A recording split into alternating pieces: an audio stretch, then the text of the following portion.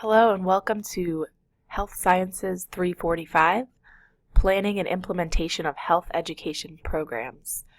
I'm your instructor, Gloria Burnett. I'm really excited to work with you all this semester.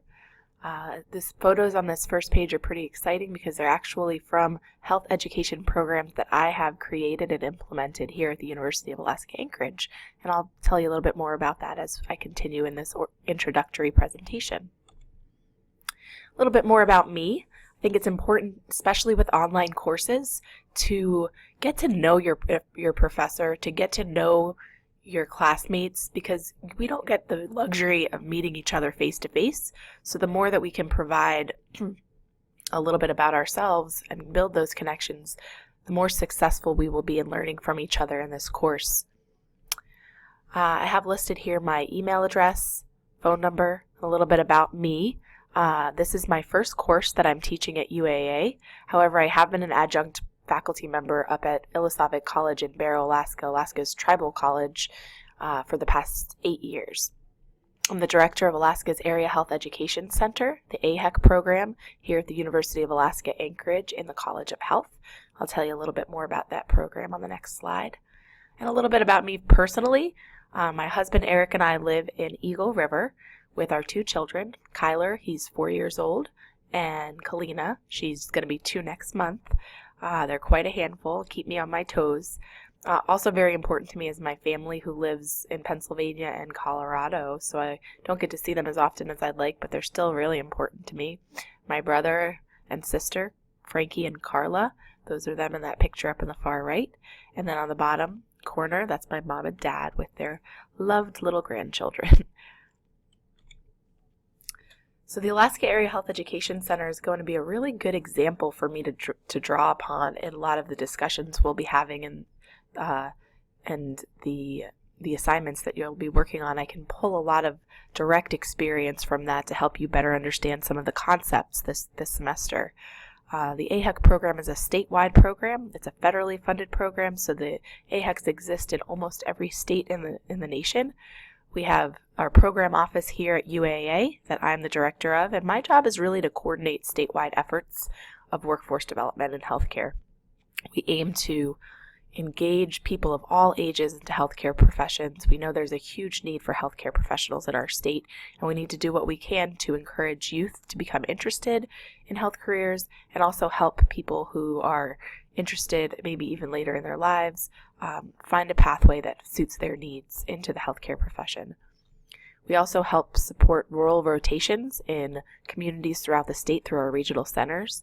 As you can see from the map, there's 5 regional centers throughout the state.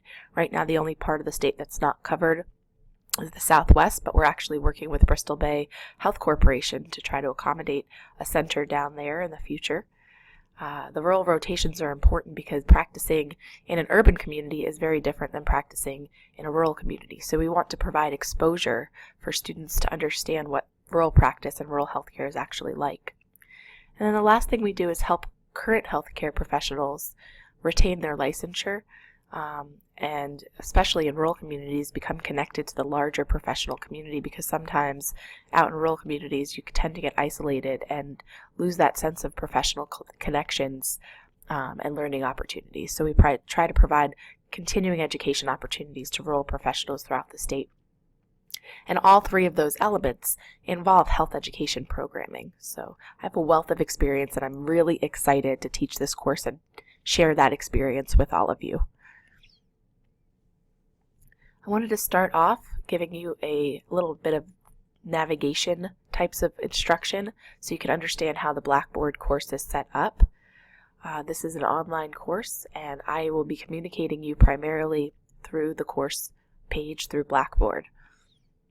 The announcements landing page is where I will post kind of weekly things, anything that I'm posting that kind of comes up as I'm reading and I want to share with you. It's a good place for me to give you up-to-date types of content and information. The learning unit pages are where the meat and potatoes, the brunt of your content is located. It's where you'll find your course assignments and your discussion boards and your learning objectives for each week. The course materials page is where I have external materials, supporting resources that will help you in doing your assignments. And then, of course, there's the weekly readings, which are completed in your textbook, planning, implementing, and evaluating health promotion programs. This is the way we will be handling grading. There's a total of 500 points available for the course. Those points are broken down in the pie chart, but the components are discussion boards, grant proposal project, presentations, and your final and midterm exams. The presentations could be a little confusing in the word presentation. 2 of those are screencast-o-matic presentations like the one I'm giving for you right now, where you have PowerPoints and voiceover narration with the option to include video, webcam narration if you choose to. And then the draft proposal is a presentation to your peers of your draft grant proposal project. So this is a way for you to get some feedback before producing your final project from your classmates. The discussion boards are extremely important to an online course. The images that I chose for this slide are a representation of why discussion boards are important. They're a way for you to build a sense of community, an opportunity for you to learn from each other, and they're an opportunity for you to communicate online in the classroom setting with your peers. It's really important to have active and well thought out discussion board posts, because this is my way of understanding your level of understanding. It's also your chance to communicate with your peers. So please do take these discussion boards seriously. They are graded, and I do expect not only for you to post, but also for you to give feedback and respond to your peers as well. This is your class interaction. The topics will range from things that are pulled from your reading, things that are pulled from other assignments. For instance, one is going to be looking at a large-scale state or national campaign throughout the course of the semester. There are 7 total discussion boards for a total of 150 points, and I always expect the first post to be posted by Friday night, with 1 feedback post to be posted by Sunday night of each week. The post should be a combination of your own personal thoughts and reflections, in addition to strong connections to the reading materials, to the content, and to the text. The big project that you're going to be working on over the course of the semester is a grant proposal project. And if there's one thing that I could share about health education programs, it's that we're always on the lookout for grants. We're always on the lookout for external funding. And really, this is one of the main ways that health education programs can actually happen. Most of the time, these types of projects are grant funded. So the best way for you to understand the concepts of grant writing and what they consist of is for creating your own grant proposal. So that is the brunt of what you will be doing over the course of the semester. This is an overview of what that grant proposal project will look like. We're going to talk about each of these sections. However, I want you to know that these are not all due at one time. The way we've broken this up for the semester is it's in grant proposal components. So you'll be working on those sections, and it won't be everything at once. It will help you break things down for yourself, keep you on track, and give you plenty of time to do what you need to do. We'll be doing a lot of peer discussion on these topics through the discussion boards. You're also free to talk to me, shoot me drafts of different things before you submit them if you need some feedback or you have some questions. I strongly encourage that. But overall, I think the most important part of the grant proposal is really the beginning, the decision of what you're going to be writing about, what your project is going to be. And the more passionate you are about it, the more that you believe in what you're doing and you really have a desire to even pursue something in the future, this is a great opportunity for you to explore that option and dive a little bit deeper into what it would be like to write a grant proposal for this. And who knows, in the future, it might be something that you actually create into a real health education program. A little bit about each section, the abstract and specific aims. Very short, sweet, to the point, concise. Abstract gets the reader to want to read the brunt of your proposal. introduction and needs assessment, this is where you really buy the reader in on what your project is about and the need for it. It's important, and I can't stress enough how important data is. Everything that you do must be data-driven in health science, public health, and health education programming. So this section is extremely important. The project design, this is what will it look like? What are your strategies? What are you actually going to do to help meet those needs that you identified in the needs assessment? The anticipated results, what you hope to accomplish, those metrics that you're going to use to evaluate your program, very important section as well. Budget and justification, how you're going to budget the funding that's being provided to you. We'll talk about in-kind contributions as well. And the justification is specific narrative that accompanies each of the budget line items to show the funder what it is that you are going to do with the money. Your timeline to show when you plan to get this done to keep you on track if you are awarded funds. And then your references to make sure that you're citing those references appropriately.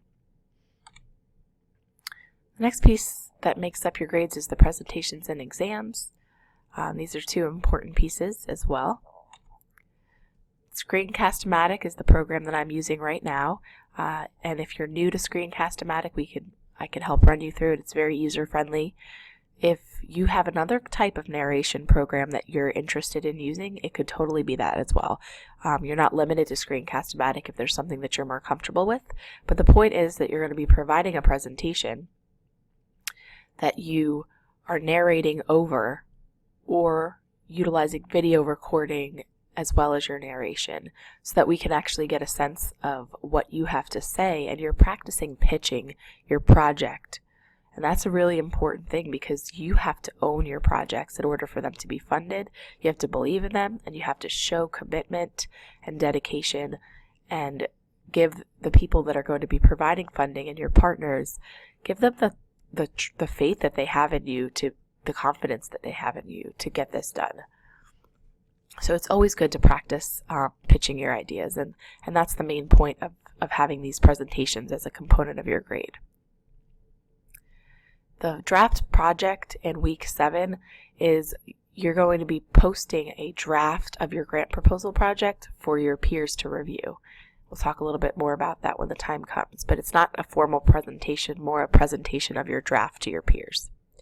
And then there's a midterm and a final exam, which are all essay questions. In closing, I just wanted to tell you all that I'm really, really super excited to teach this course. I hope that if there's any questions, you'll feel free to talk to me and open to talk to me about what they might be.